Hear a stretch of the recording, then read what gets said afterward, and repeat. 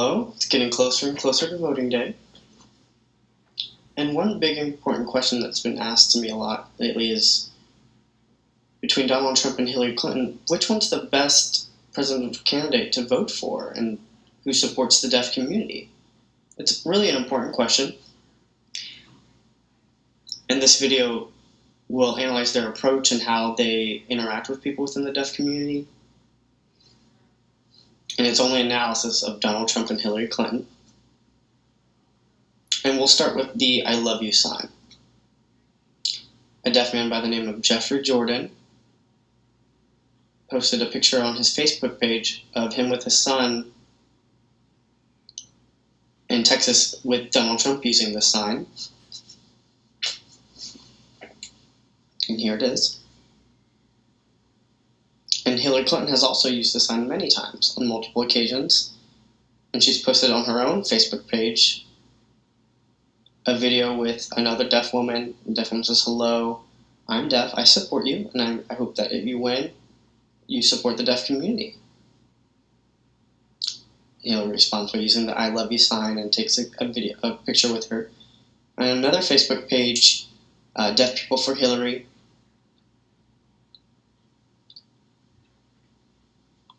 There's a woman by the name of Maya Castro that posted this and wrote an article that said that they communicated through an interpreter. So as you can see, both of the presidential candidates have used this sign. But next, let's look at how they interact with people within the deaf community. How they interact with famous people within the deaf community that represent our culture and our community. I couldn't find a lot of information about Trump, but if you Google him, deaf community, there's one negative thing that comes up from the Celebrity Apprentice where a worker took a video and saw Trump write offensive words towards Marlee Matlin and called her the R word. And Marlee Matlin responded via Twitter and said that's an abhorrent word. There are millions of deaf people like me that face discrimination and misunderstanding on a daily basis, and that's unacceptable. So she's going to use her voice to be heard and vote. Marlee Matlin is a huge Hillary supporter. Now with Hillary, the way she interacts with deaf community and prominent figures within the deaf community is completely opposite. It's very evident. She even utilized Niall DeMarco in one of her ads, and he created a 51-second video clip. Hillary has also used a deaf woman and presented at a speech in Florida last September and let people know of a receptionist at the White House, Leah Katz Hernandez.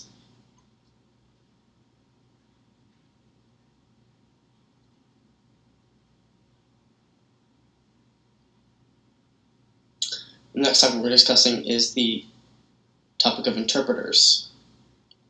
Recently, March 22nd, during the primaries, a man by the name of Jason Nicholas Gervais, he posted a picture at a Trump rally on Facebook and it went viral. The rally was in Tucson, Arizona. Understand the night before he was at a Bernie Sanders rally. And the rally had a full section for people with disabilities and had 2 ASL interpreters ready to interpret. But at the Trump rally, there was absolutely no interpreters, zero, zilch, no interpreters. And he was fairly close to Trump where he was sitting. And there was a man by the name of Brian Sanders that got hit and punched in the face close to where he was sitting.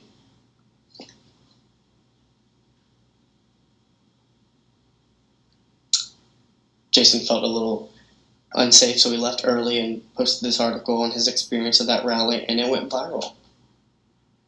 It was shared over 232,000 times. And he posted the transcript as well on Facebook about that altercation, informing people that when he went to the Trump rally there was no interpreter, but at the Bernie rally there were interpreters. You can see the difference. Also, a man in Florida by the name of Charlton Edward LaChase posted 2 videos 2 days apart at a Hillary campaign and a Trump rally. First, he was at a Trump rally near an airport hangar where there was no interpreters, and then he went to a Hillary campaign that had an interpreter. Now we're going to look at how they approached people with disabilities. Now, people with disabilities, deaf people, are considered under the umbrella of having a disability because even though we have our own language, our own culture, we are still considered included under the umbrella of disabilities because we depend on protection from the ADA, we receive state funding and educational support, video relay services. So typically we're looked up as people with disabilities. We're under that umbrella and support under the ADA. So at the Republican National Convention,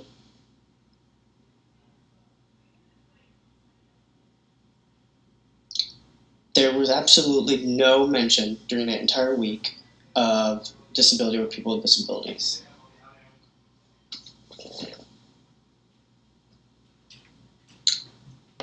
But at the Democratic National Convention, on the first day, there was a woman that came out with cerebral palsy, and she was on a wheelchair, and she presented on the topic of disabilities. And the next day after that, there was a former Senator, Tom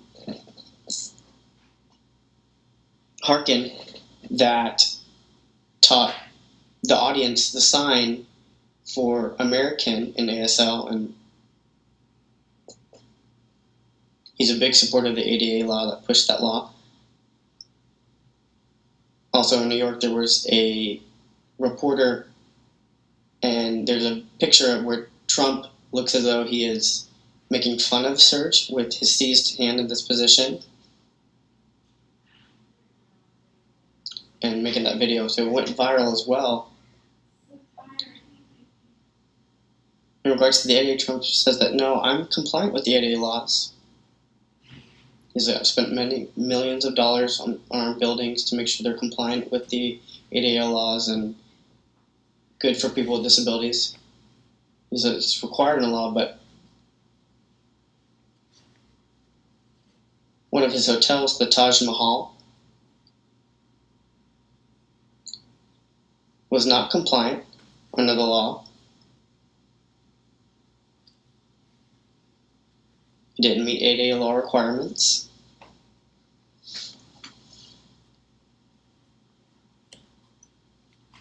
Now we're going to talk about the AAPD, Americans Association of People with Disability.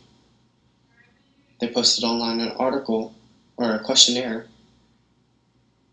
related to people with disabilities and their rights. And both Clinton and Trump had responded to this questionnaire about different issues. Want to know their positions, their perspective and attitudes towards people with disabilities. And they are completely different between Hillary and Trump. Hillary seems to understand and support the causes and the issues around people with disabilities and wants to support and increase funding and wants to see people with disabilities grow. And with Trump, he follows the ADA, just makes sure it's fair pay and equality with people with disabilities. He doesn't want more of the government involvement. The programs that are not as effective, he wants to cut those.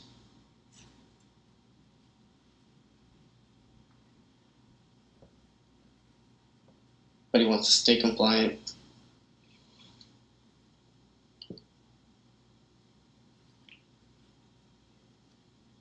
Hillary does not have a plan to cut different programs.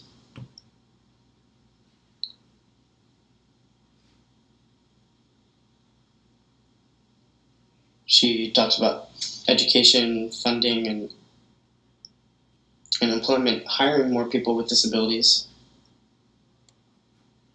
So, which one of the presidential candidates do you feel is the best to vote for and to change issues within the deaf community?